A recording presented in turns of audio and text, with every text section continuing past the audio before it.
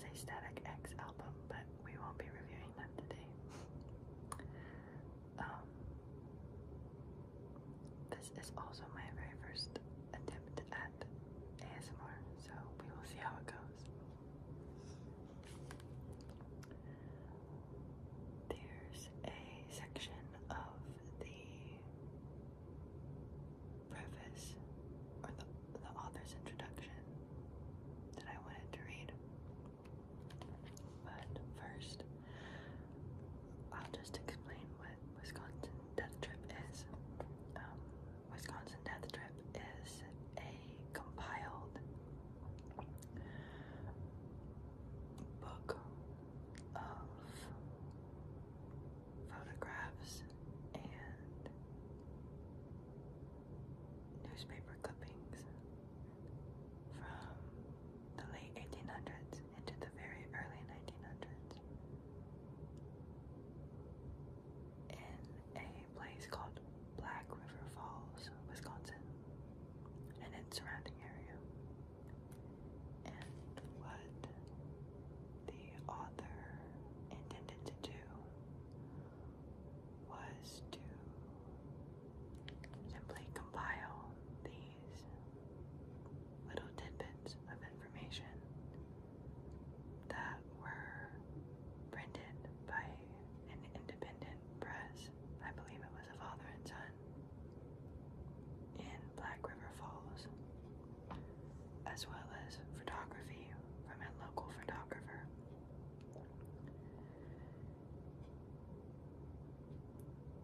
I haven't read it in a little while, but I watched the movie today because I ordered a copy of it while I was in Florida, and it made me fall back in love with the book, so I wanted to read some of the blurbs.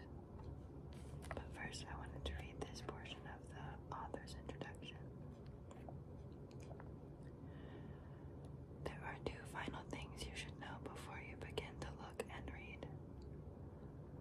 One has to do with the pictures, the other with the accounts. You should first know that none of the pictures were snapshots, that their deepest purpose was more religious than secular, and that commercial photography, as practiced in the 1890s, was not so much a form of applied technology as it was a semi-magical act that symbolically dealt with time and mortality.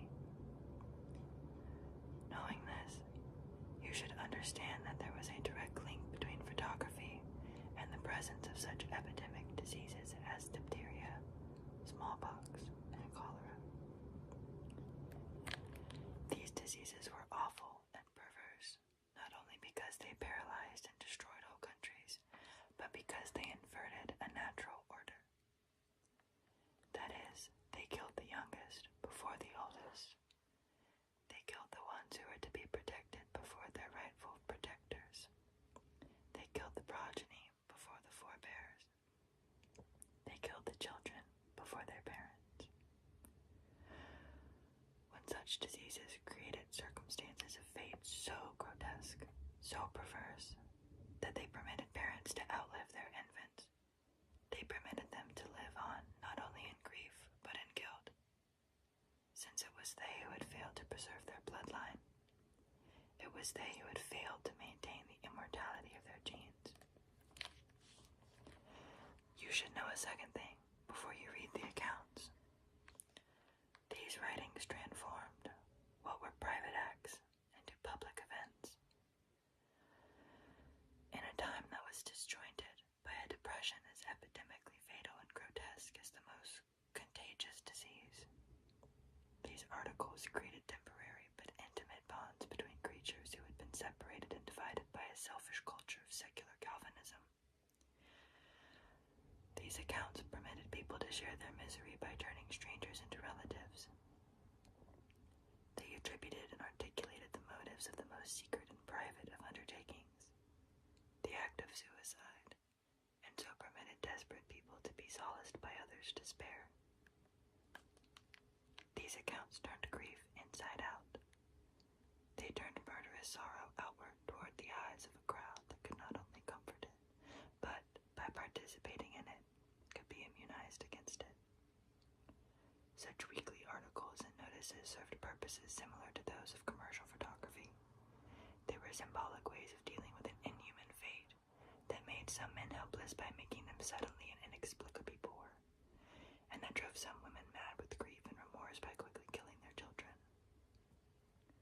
This book is an exercise in historical actuality, but it has only as much to do with history as the heat and spectrum of the light that makes it visible, or the retina and optical nerve of your eye. It is as much an exercise of history as it is an experiment of alchemy. Its primary intention is to make you experience the pages now before you as a flexible mirror that, if turned one way, can reflect the odor of the air that surrounded me as I wrote this. If turned another, can project your anticipations of next Monday. If turned again, can transmit the sound of breathing in the deep winter air of a room of 80 years ago. And if turned once again, this time backward on itself, can fuse all three images, and so can focus who I once was, what you might yet be, and what may have happened, all upon a single point of your imagination, and transform them like light focused by a lens on paper, from a lower form of energy to a higher. I really love this artist's or author's introduction. There is a portion of it that describes history as something subjective as opposed to objective, which I'd never really thought about until reading this book, which has stuck with me. But we won't get into that right now.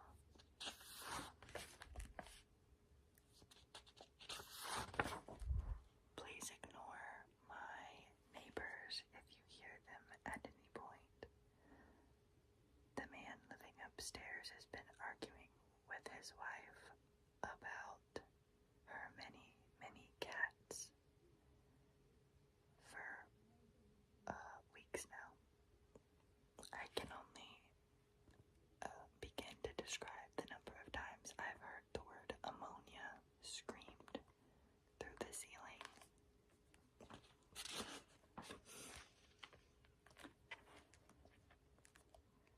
1885 to 1886. The private made public. Insanity. Ghost. Clairvoyant. Poetry. Suicide. Incendiary fire. Incendiary fire. Insanity. Suicide.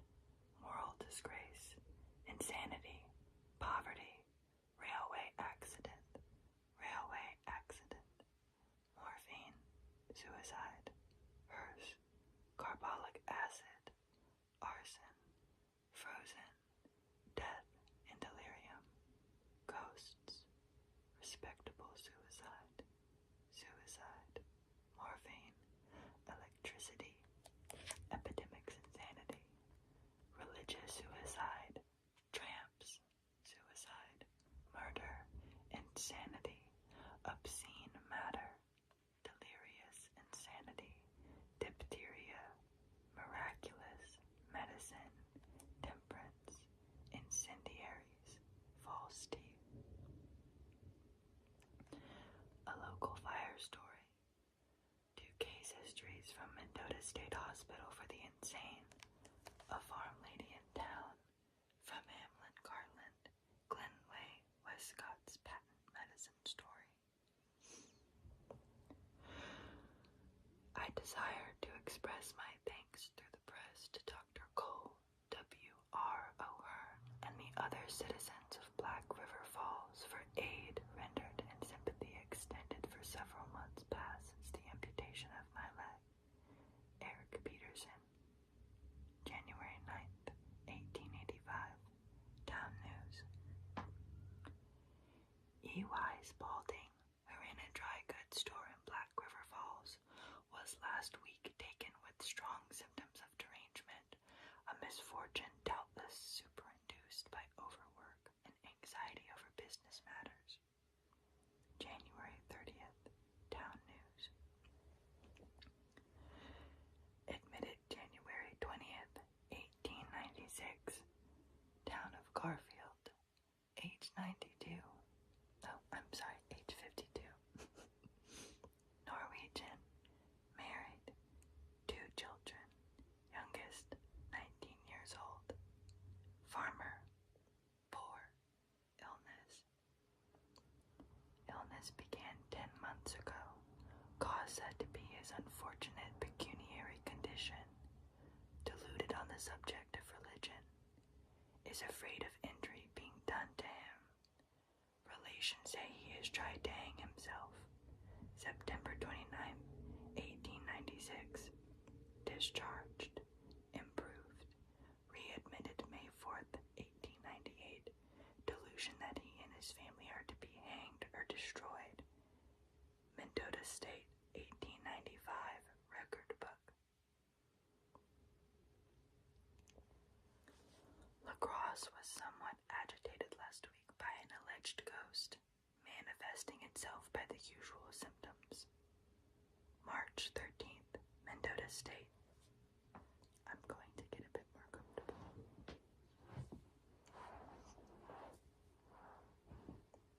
I was sitting on my feet and I have a slight to moderate to possibly severe case of anemia, and my body parts are always falling asleep within minutes. I don't know if that means I'm going to die or just suffer for the rest of my life, but either way, I couldn't feel my feet. Dr. Anfin, the clairvoyant revealer of the past and future, went to Maryland last week. March 13th, County News. More poetry is said to come from Wisconsin than from any other state in the Union. April 10th, State News. The wife of Hans Nelson committed suicide at her home in the town of Washburn, Grant County, the other morning by cutting her throat. She had been deranged for some time. April 24th, State News.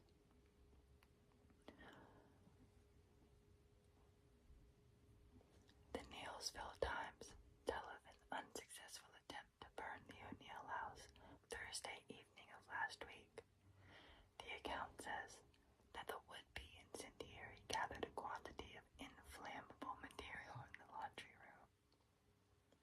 Idiot. April 24th, County News.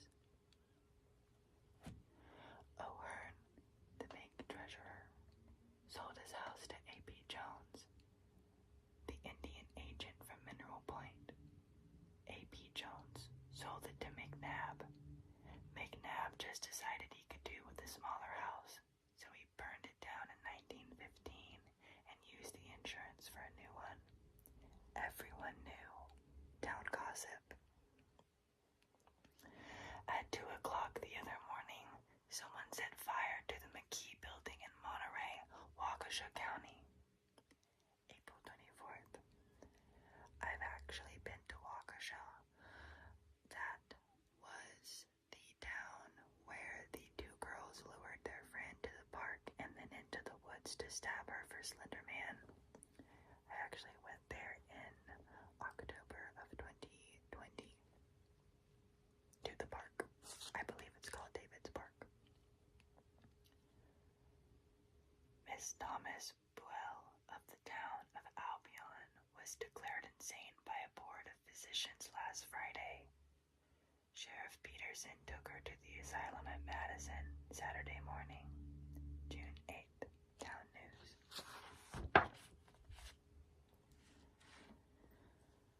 Admitted, June 19th, 1893, town of Black River Falls, Norwegian, married, age 29, 7 children, youngest,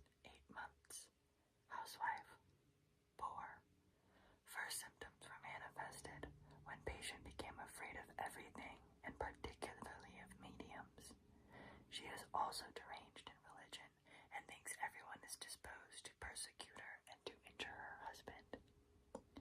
Mendota State, 1889 record book. The 80-year-old mother of an imprisoned man threw herself in front of a train and was cut into 3 pieces. She was crazed by the disgrace. July 5th, State News.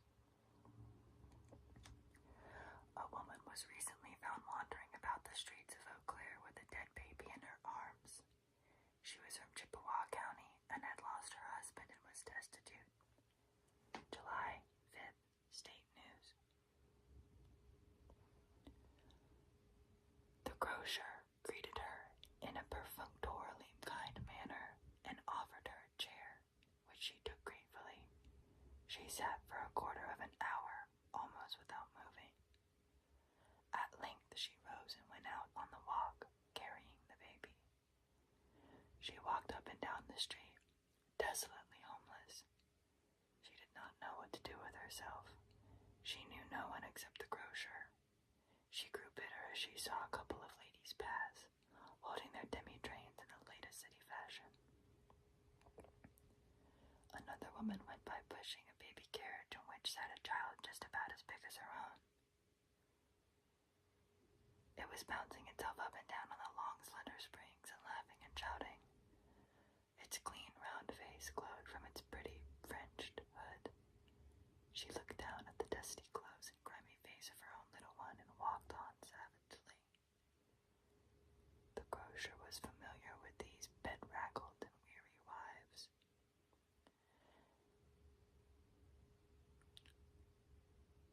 I wonder if it's bedraggled or bedraggled. I think it may be bedraggled, but I've always said it is bedraggled because I think that's funnier. He was accustomed to see them sit for hours in his big wooden chair and nurse tired and fretful children. Their forlorn, aimless, pathetic wandering up and down the street was a daily occurrence and had never possessed any special meaning to him. Hamlin Garland, A Day's Pleasure in Main Traveled Roads. Pages 176 to 78.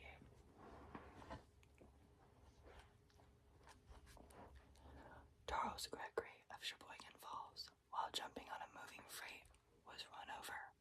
The top of his head was taken off and his brains strewn on the track. July 5th, State News. Miss Eddie McCoy of Elroy, Juneau County, wife of a conductor, John McCoy, who was killed in a railway accident, has received $1,000 and a 1,000-mile ticket from the Omaha Company.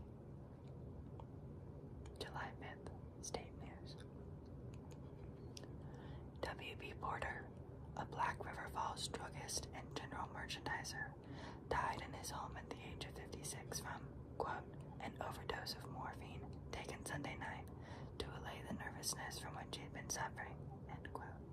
July 26th, Town News. The 60-year-old wife of a farmer in Jackson, Washington County, killed herself by cutting her throat with a sheep shears. August 3rd, State News. A new hearse, recently purchased in Chicago by the residents of this city, arrived here last Saturday night, August 10th, Town News. In H. Young of York went, quote, too loyal, and brought home a bottle of whiskey which he put up in the house near a bottle of carbolic acid which had been there for some time. He arose in the night, drank about 4 ounces at one swallow, and lived about 4 minutes. August 10th, County. Milo L. Nichols, sent to the insane hospital a year or 2 ago after committing arson on Mrs. Nichols' farm, is now at large, and was seen near the old place early last week. He has proven himself a revengeful firebug. August 31st, County. Now, I will say, I'm readjusting again. I am just full of aches and pains, let me tell you what. This book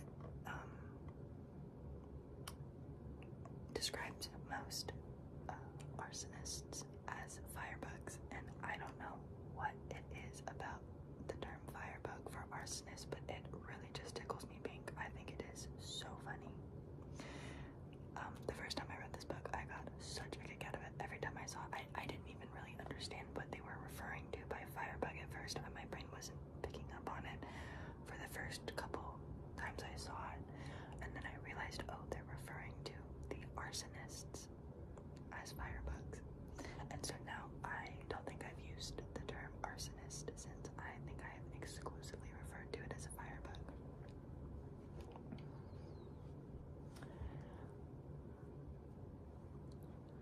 The naked body of the wife of Fritz Armbruster, a woman who had worked in Best's butcher shop, was found frozen by the roadside near Albion, 6 miles from Black River Falls.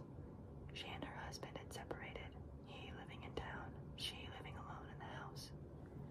Although no one had noticed that she had been suffering from any physical or mental disorder, quote, 2 years ago, the loss of a child is said to have affected her very deeply and may have led to the becoming partially demented.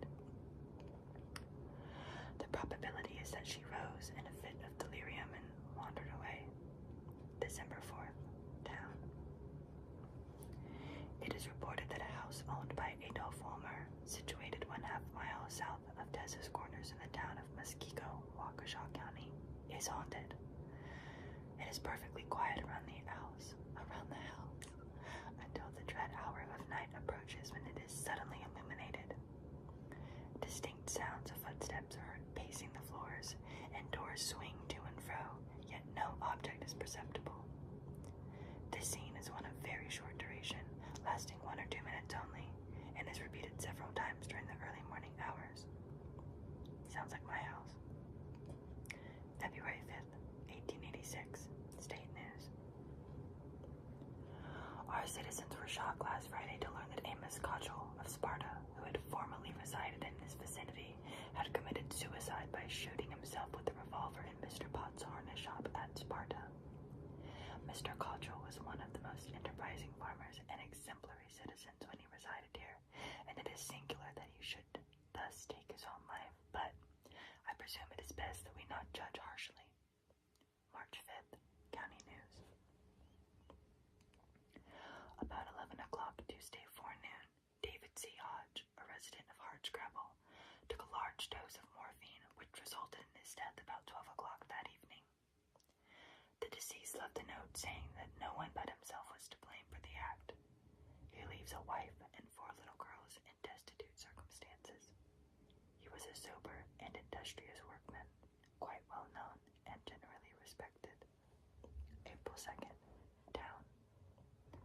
An electric machine at the corner of Main and Mason Streets attracted considerable attention last week, many people paying a nickel to see how much of the fluid they could stand.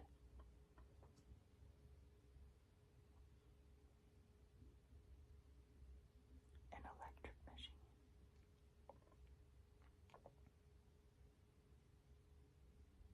I wonder what that means.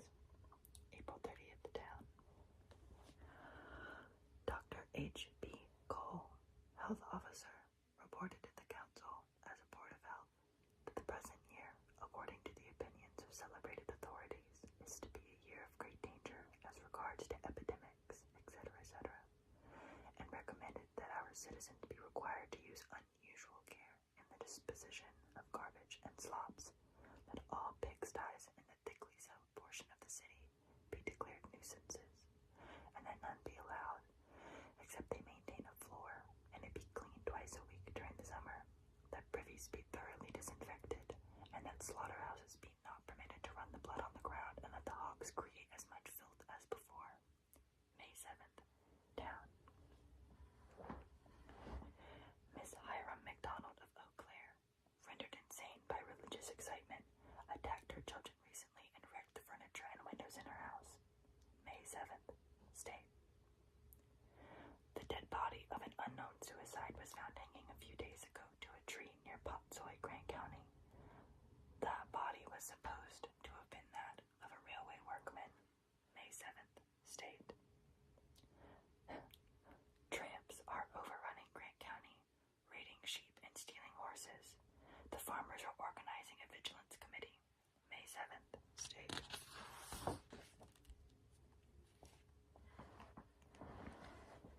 Ouch.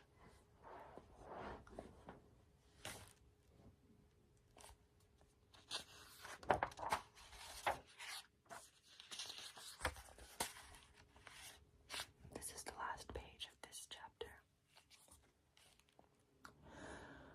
Mr. Axel, a farmer living about 6 miles east of Keogh, Manitowoc County, cut his wife's throat a few days ago so that she might not recover, and then killed himself.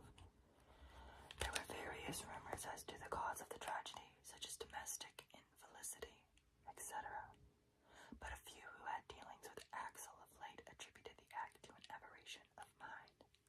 May 14th, state. Victoria Hannah, a middle-aged woman of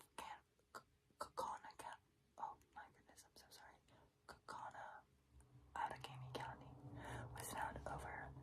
was bound over to Commissioner Bloodgood the other day in the sum of $500 on the charge of sending obscene matter through the mails. Oh my. The woman had a spite against a neighbor and mailed her a letter of the filthiest description. May 14th, state.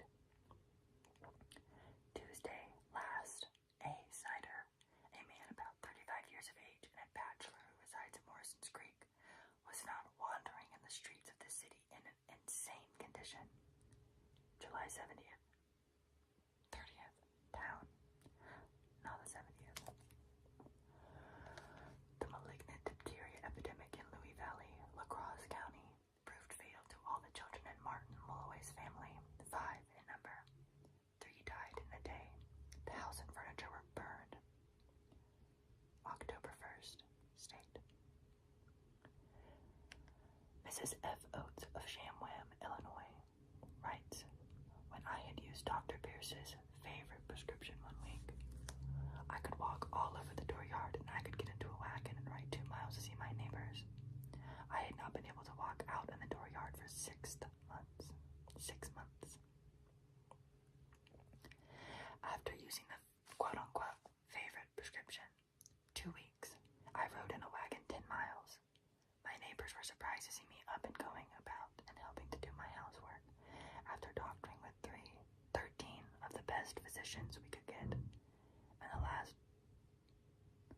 And the last one told my husband that I would never be able to do my housework anymore. I am thankful to my God that I wrote to you, for I had suffered from quote-unquote female weakness until I had almost given up in despair. October 10th. Add. The old man feared and despised doctors and read all of the patent medicine advertisements in the newspapers, believing for a moment each flowery promise of an end of pain. He received many pamphlets by mail, testimonies of miraculous healing, illustrated by photographs of ugly men and women who had been sufferers, and wrote for salves, powders, and tonics. His wife sighed and shook her head whenever an agent drove into the yard with a valise full of samples, but the old man invariably described his symptoms. The ambitious salesman invariably expressed his sympathy, gave advice, and received a large order. Every druggist in the neighboring towns also prepared for him personal recipes. Glenway Westcott, from his novel The Grandmothers, page 33.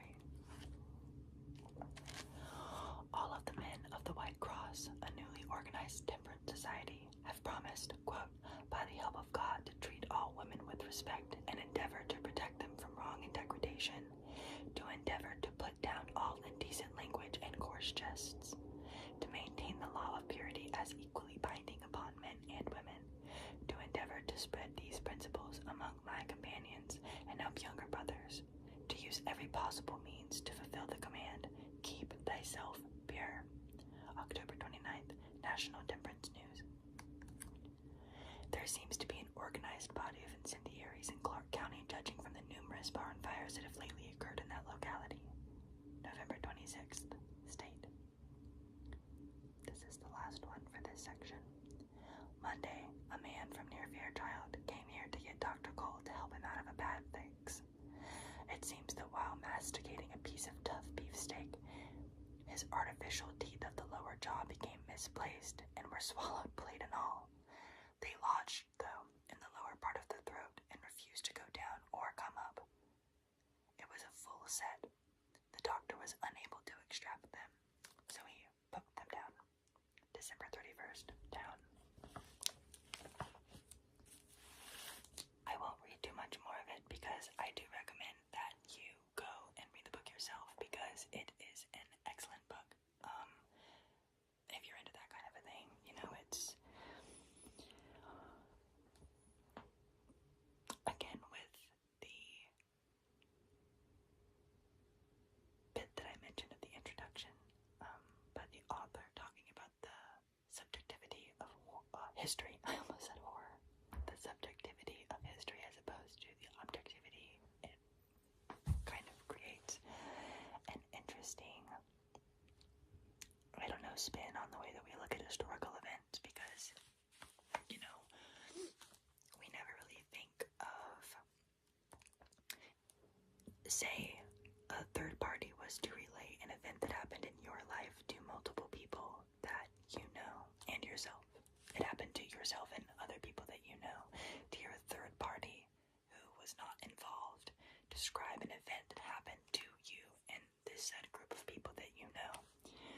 To hear a flattened, two-dimensional version of that story would be a little jarring because then you would want to chime in and put in your 2 cents in the way that you interpreted the event, because the reality of the situation is that for each different person who was involved with that event, a separate reality of the situation occurred. So it really makes you look back at historical events, not just as one singular event, but a singular event that was perceived in different ways by multiple people. So to see older events in a light that would akin them to town gossip in the way that we do to this day, I don't know, I just thought that was a bit interesting because as with most people, and that's most likely through the portrayal of older bygone eras in the media, they're very serious, very kind of straightforward, no nonsense. So now whenever I think about,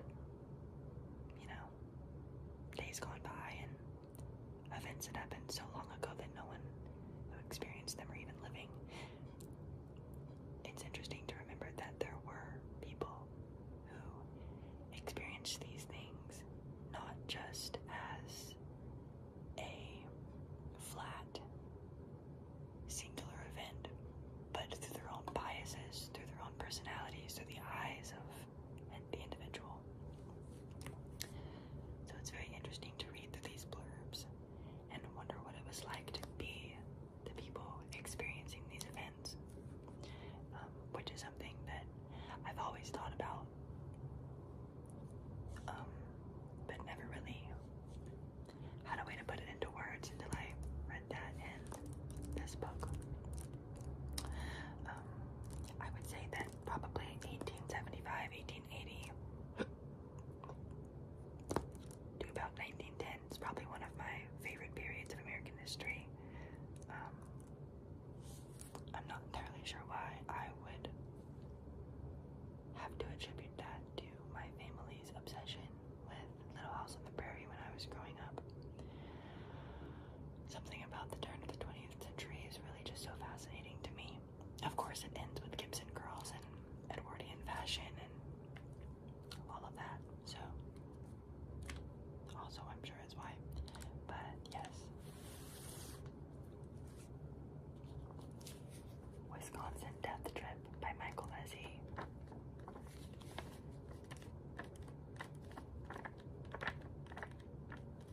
I don't really like that noise. Hold on. That's better.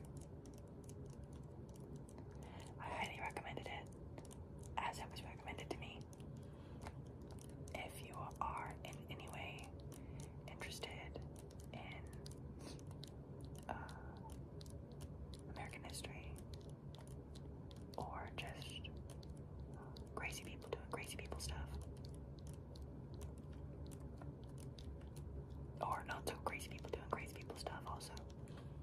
I would highly recommend this book, and the photography is gorgeous. I just wasn't really going to try to show it in this. I thought it would make too much noise, and also, as you can see, you can't really see too very much. So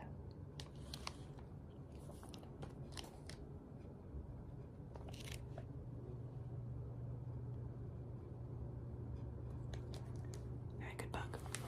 Again, highly recommend.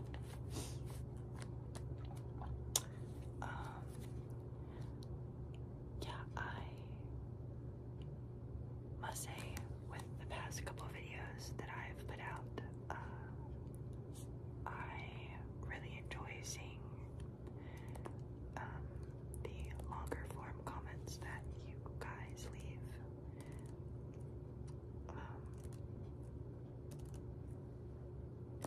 I really like when some of you open up sort of a discussion, and then I like to see you guys reply to it.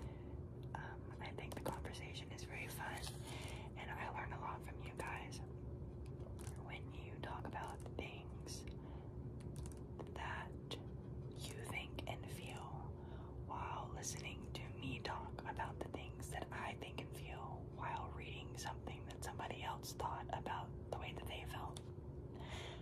I really do love the passage of conversation, and